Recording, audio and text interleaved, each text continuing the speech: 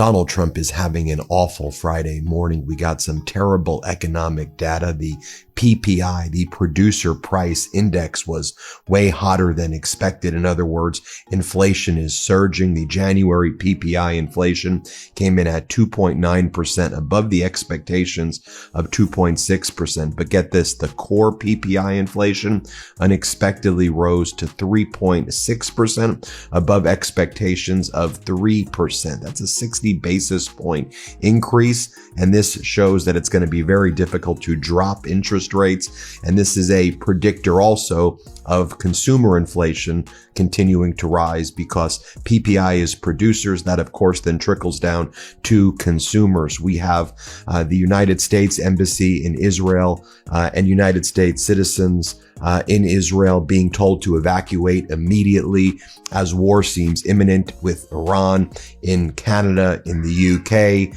in countries across the world right now. They are telling their people, get out of Israel, get out of Iran. War seems to be imminent.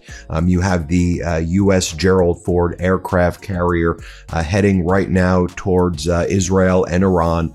And this was after I reported on it earlier. There was kind of massive sewage issues on that ship. And now that ship is headed back to Israel. And everybody expects that a U.S. invasion or attack of Iran is imminent, even though Donald Trump's admirals and generals are all telling him, we don't have the ammunitions and resources to really go through a long military engagement with Iran. Perhaps more than 10 days we don't have the resources for. We certainly don't have support from any of America's traditional allies or any allies at all.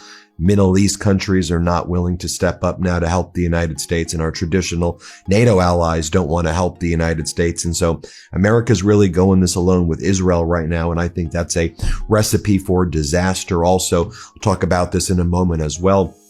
Bill Clinton is having his deposition taken this morning by the MAGA Republicans in the House Oversight Committee.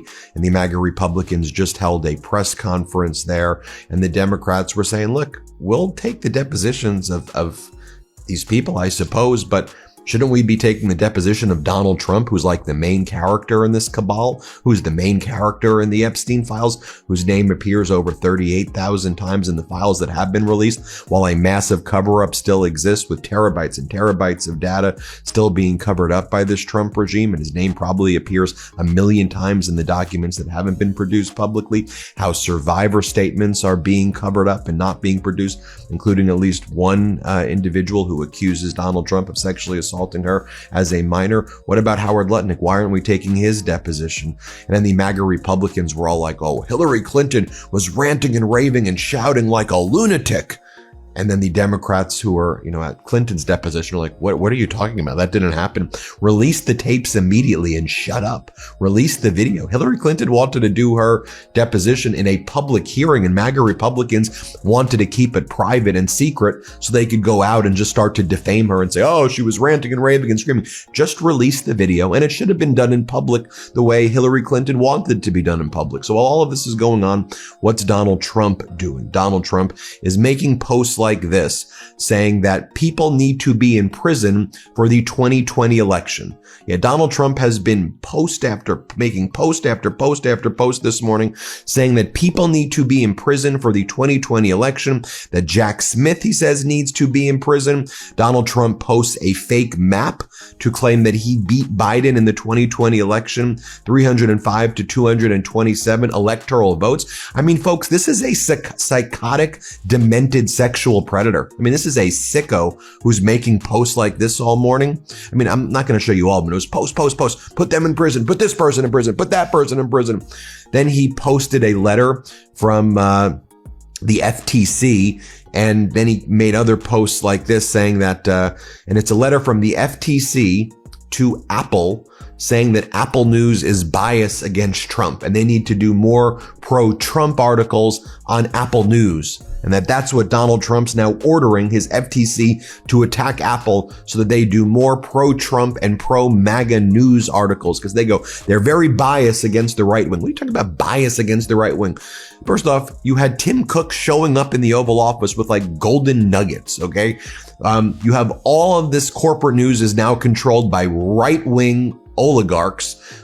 And there is no such thing really as corporate left-wing media. It's all controlled by MAGA anyway. We have Paramount now acquiring Warner Brothers, and Donald Trump was someone who I think was threatening Netflix to get out of their bid as well. And so, but this is what these fascists do. They do this over and over and over again. They whine. They're relentless about this, and they're not going to stop until we, the people, continue to stand up against their fascism. Donald Trump goes, Apple News promotes left-leaning media outlets. And then, now that CBS has been turned into state regime media and their hosts praise Donald Trump, they're like, CBS, Donald Trump posts this, CBS raves about Trump's extraordinary State of the Union. And then Donald Trump reposts that. I mean, CBS is state regime media. It is utterly pathetic. It is utterly, it is what it is. Now, Donald Trump, though, is still getting criticism, though, from state regime media, which calls itself Fox, as it relates to, Venezuela. Donald Trump is cozied up right now to Delcy Rodriguez, who is Maduro's number 2. So Delcy Rodriguez is now the authoritarian leader who runs Venezuela.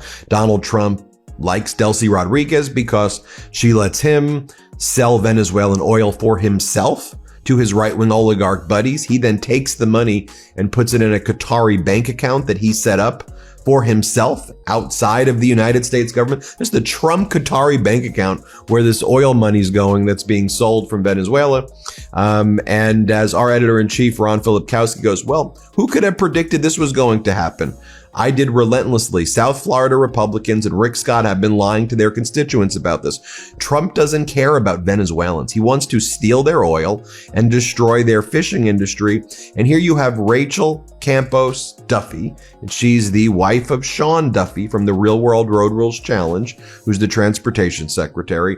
And she says that every time Donald Trump praises Delcy Rodriguez, the authoritarian leader in Venezuela, who hates the democracy movement in South Florida, wants to kill those people. She goes, Donald Trump's losing support in South Florida by supporting basically an extension of the Maduro regime. Here, play this clip of what she said. Charlie, yes, but I do want to bring up Venezuela because it's very important. We're getting a little too cozy with Delcy Rodriguez. This is a hardcore communist. She can never be trusted. The sooner we move to free and fair elections, the better for us. She is detested by the Venezuelan people.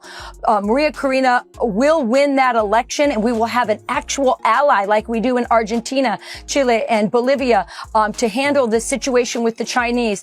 One last thing. I am coming to you right now from Miami.